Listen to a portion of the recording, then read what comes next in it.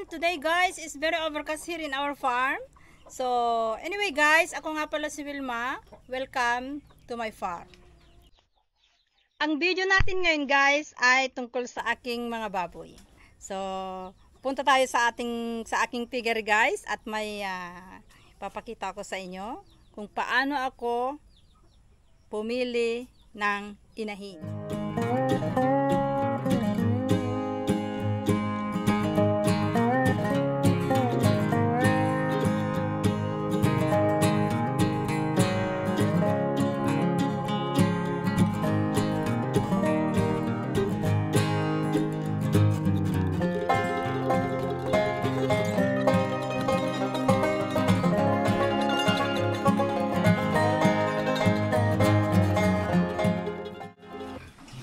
Andito na ako guys sa aming piggery.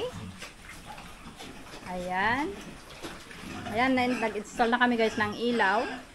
Kasi malapit ng mga anak itong inahin namin. Kaya nag-install na kami guys ng ilaw para maliwanag ang aming piggery. Ayan. So anyway guys, ang video natin ngayon ay tungkol sa kung paano tayo pipili ng inahin. Alam nyo guys, dito sa aming farm, noong una kaming nag-breed, yung first time kaming nag-breed, basta babae na lang, ginawa kong inahin. Ayun pala ay is not work. You have to choose a good quality of female.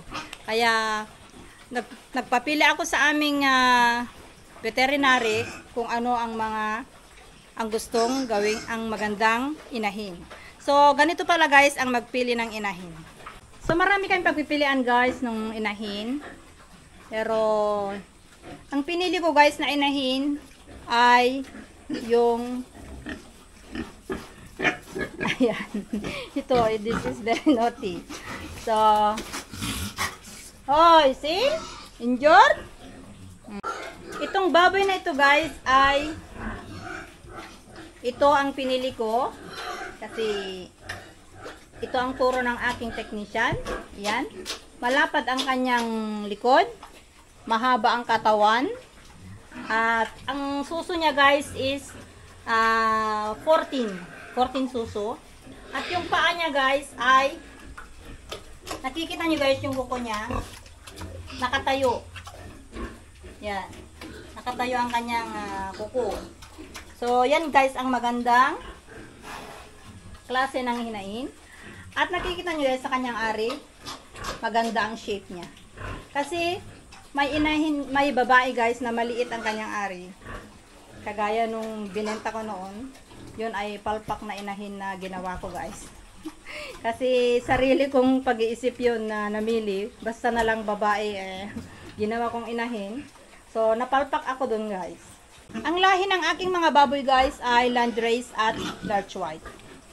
Kaya dito guys, namimili din ako ng isa dito. Ito ang pipiliin ko, ito. Ayan. This one. Gagawin kong inahin yan guys kasi maganda ang kanyang katawan, mahaba. At ang suso niyan guys ay 16. Kaya ito ang gagawin kong inahin na isa. May ang sarili kong bake Hello. This is very kind. Napaka-friendly guys. Itong gagawin kong inahin ngayon na isa, yan ay 3 months old. Mag 3 months. Kasi yung mga iba is lalaki na guys. Ayan.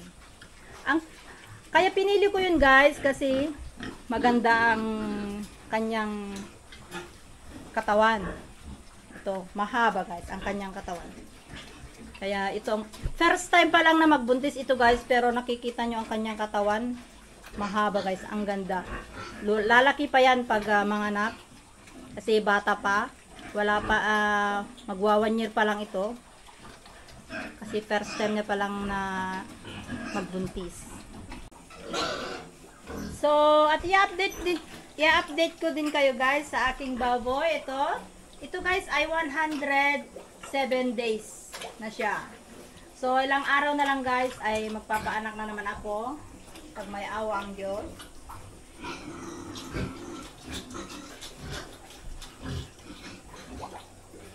Kadalasan guys, ang aking baboy ay nanganganak ng 112 days. lahat ng aking inahin guys, yung mga unang pinapaanak ko noon ay hindi sila umaabot ng 114 days guys. Hanggang 112 days lang sila manganganak. So, ito ay minomonitor ko guys. Baka hindi aabot ng 114 days ito. Kasi ang tiyan niya guys ay malaki na. At saka yung dede niya ay pulang-pula na. Ayan. Tsaka yung ari niya guys ay medyo ano na siya. Ayan. Medyo lumalaki na. So, magbibilang na lang ako guys ng mga 7 days. Sa Sabado guys, ito ang due date niya sa 25. So, titignan natin kung anong mangyayari guys. Sana success ang kanyang pagkapanganak para mabigyan niya ako ng maraming anak guys. Diba? Ang saya-saya para may kapalit naman ng ating mga pagod. Dito sa aming piggery guys ay ito ang ginagamit namin, Blue Yeti. Kasi malayo kami guys sa kuryente, so ito ang ginagamit namin. Maganda yan guys. Basta naka full charge yan, umaabot ng 24 hours ang tagal niya. Chargeable ito guys, maganda.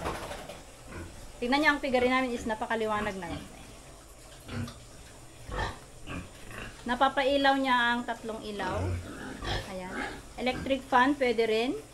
At saka, pwede rin mag-charge ng cellphone. Lahat guys na dito, yung electric fan, heater, mga heater ng tubig. Basta't, may ano rin din, mag-charge ka din dito, may, ano yan?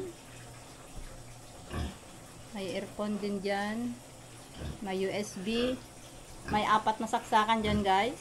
Kung gusto mong magsaksak ng ng radyo, pwede rin. Napaka-handy sa amin ito guys. Malaking tulong ito sa amin kasi malayo sa ang kuryente dito sa aming piggery. At meron din yung ito guys, ito ay nasumpit ito guys nung November 10. So ito ay naka-monitor guys.